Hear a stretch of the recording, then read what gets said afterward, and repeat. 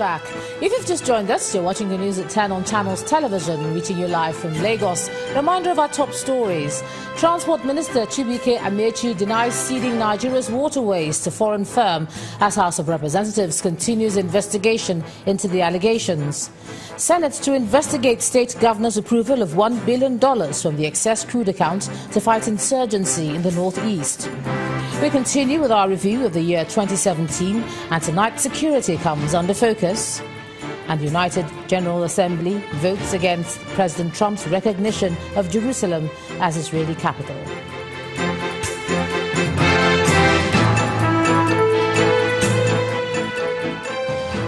Just to remind you now that for more on our top stories and others, please visit our website, channelstv.com and youtube.com/channelsweb.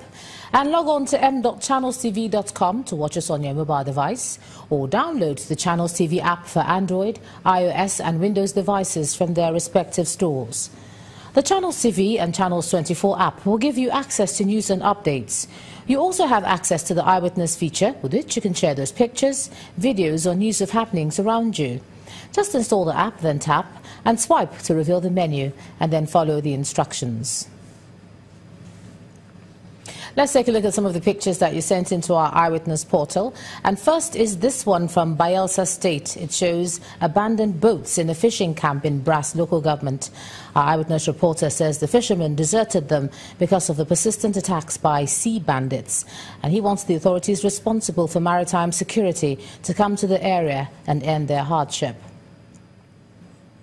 Next is this picture from the Ojodu area of Lagos State, showing a manhole filled with all sorts of waste.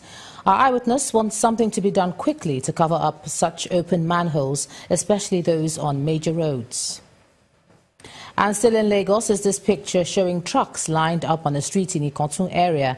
Our Eyewitness reporter says the vehicles, which belong to some manufacturing companies, continuously block the road, and he's calling on the state government to intervene.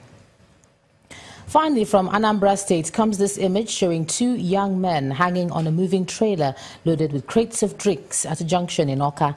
Our Eyewitness reporter expects people to be more safety conscious and not to jeopardize the safety of other road users. And thanks for all your pictures. Do keep them coming. Now let's continue with our review of the year 2017 with a look at security. I'm being joined now from Abuja by the facilitator at the Center for Crisis Communication and a security analyst, Air Commodore Darlington Abdullahi. Thanks again for joining us on the news at 10. Sorry about earlier. Thank you very much. It was a pleasure. Yeah, we do see that security has been a major concern for us, but let's begin with the fight against the insurgency, that's terrorism in the northeast. How do you see and assess the government's efforts there? Yeah, thank you very much. In terms of the counter-terrorism operations that have been ongoing, there's no doubt that a lot have been achieved, but there are quite a lot also yet to be done. We have moved through different stages of the counter-terrorism operations. We've been able to dislodge, the armed forces rather, and the other security agencies have been able to dislodge the terrorists from their strongholds, and that takes us to a different stage where they are now dispersed across the northeast in particular, and to other parts of the country as well. In terms of the current stage of the operation, it is a difficult task really when you cannot really pin them down to a particular location, and they are among the people, and it becomes a little bit more difficult to get there. And that means that the troops would have to be all over the place, which is just not possible. So they need the support of the people to be able to get information as to where they are at any particular point in time. The ground troops alone, that's the army, cannot do it alone. They need the support of the Air Force as well. And that means that surveillance systems are required, like surveillance aircraft, as well as armed helicopters as against bombers, fighters.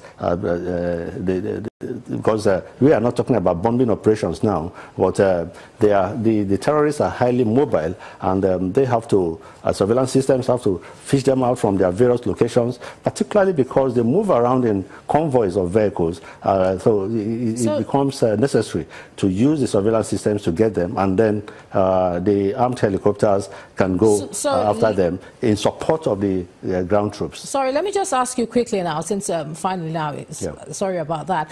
Are we making progress then, or aren't we, in the as we move on to 2018? Because if we're told they're being decimated, and now we're being told that they're among us and we're looking for how to get them, we need so much money now, about $1 billion. That's an issue of is in dispute right now. Are we making progress with this fight, or aren't we, moving into the coming year?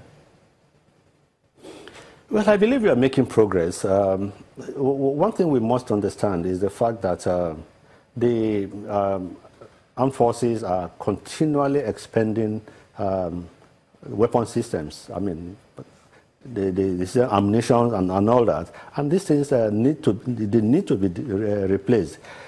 Security is not cheap. In terms of, I mean, there's been so much talk about the money, $1 billion, but let's talk about not just the money, but what do we need to combat the terrorists at this stage of the battle, and how cheap are they? These things are very expensive. When we fail to develop, of course, we must pay for it in terms of higher expenditure in the area of security. So we need. The security agencies need a lot more at this point in time to be able to follow through to a successful end of the terrorism operation, that the terrorist acts that have been going on in the country. There's no doubt that at this point in time, there are other factors as well. Talk about the issues in Syria and all that, and the dispersal as well of those terrorists from those areas, and the fact that they would move to other areas, and that could add to it. There is also the issue of the herdsmen. Sometimes you can hardly distinguish between the activities of the herdsmen and those of the terrorists as well. And I mean, this also calls for a higher support to the armed forces and other security agencies to be able to follow through all the efforts they have made in 2017, and to ensure that by 2018 we get a better result, in terms of combating the terrorism from all angles. All right, security analyst. We must do that to ensure that this does not spread to other parts of the country. All right, thank you so much, security analyst Air Commodore Darlington Abdullahi, for joining us on the News at 10 tonight.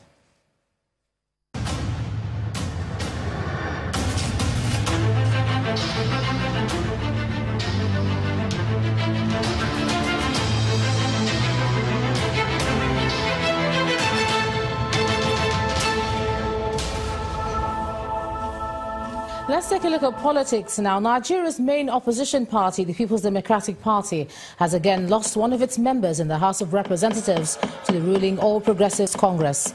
Mr. Johnson Agboima, who represents the people of Ego-Ipoboka Federal Constituency of Edo State, is accusing the PDP of shutting its doors against him. His defection was witnessed by Deputy Governor of Edo State, Mr. Philip Shuaib. He is the second PDP member in the House to defect to the APC this week.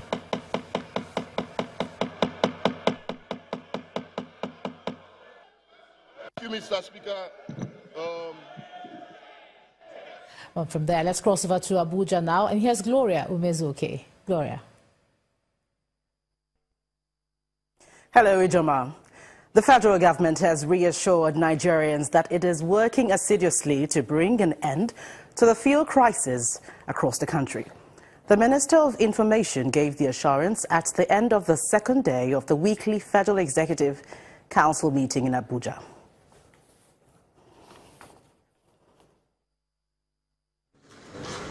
President Muhammadu Buhari presided over the Federal Executive Council meeting for the second time in 1 week. Thank you. Your Excellency, Mr. President. Merry Christmas. Briefing State House correspondents, the fuel situation came to the fore. in spite of assurances given by the Federal Executive Council a fortnight ago and another at the National Executive Council meeting last week over the fuel crisis. Long queues at filling stations continue unabated. Ministry of Petroleum Resources and the Department of Petroleum Resources are working around the clock to ensure that this thing becomes a thing of the past. Reacting to the arrest of the Innocent Motors boss, the Minister of Justice and Attorney General of the Federation noted that he is not in the know. In all sincerity, I wasn't privy to facts that led to the stated arrest. I have not been formally briefed by the relevant agencies. But one thing I know about Innocent, I know of the fact that there has been a pending case between him and GT Bank, which case is pending in court and is being prosecuted accordingly.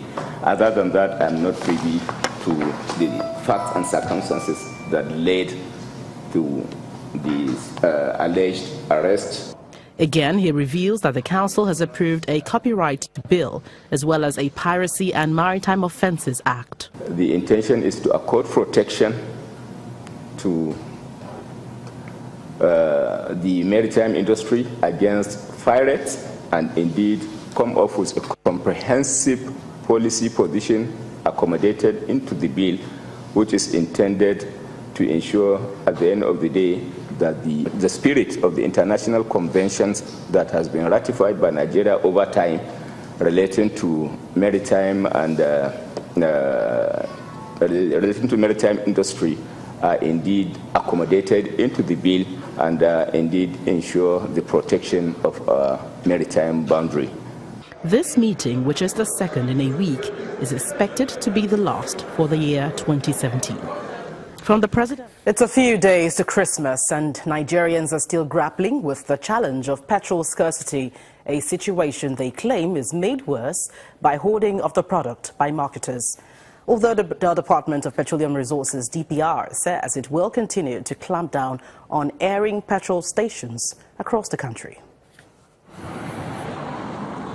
It's been days since members of the Petroleum and Natural Gas Senior Staff Association of Nigeria, Pengusin, suspended their planned strike, yet queues are still at fuel stations in some states across the country. First in Lagos, the oil police visited some stations in the metropolis, shutting down Oando on the Lekki axis for hoarding and molestation of staff of the DPR. We are here to actually do monitor sales, and then we write the company to come and explain why they did what they did. If they are able to exonerate themselves, we will reopen the station again. If not, if we are convinced that they are not fit to operate in accordance with our regulations or our laws and regulations, we can even revoke the license.